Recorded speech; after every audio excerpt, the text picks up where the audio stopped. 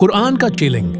قرآن پاک نے 1400 سال پہلے کہا، اگر تمہیں قرآن کے بارے میں کوئی شک ہے تو اسی جیسی ایک صورت بنا لاؤ۔ آج تک کوئی ایسا نہیں کر سکا۔ سائنس اور قرآن میں لکھا، ہم نے ہر جاندار چیز کو پانی سے بنایا۔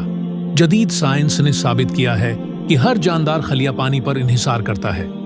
دنیا کا سب سے زیادہ پڑھا جانے والا کلمہ، یہ کلمہ ہر لمحہ دنیا کے کسی نہ کسی کونے میں پڑھا جا رہا ہے۔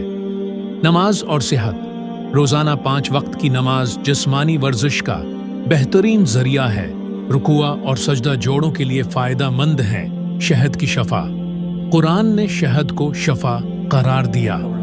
آج سائنس بھی اس کی اینٹی بیکٹیریل خصوصیات مانتی ہے۔ اگر ویڈیو پسند آئے تو لائک کریں، دوسروں تک پہنچانے کے لیے شیئر کریں اور مزید خوبصورت اسلامی ویڈیوز کے لیے سبسکرائب کرنا نہ بھولیں۔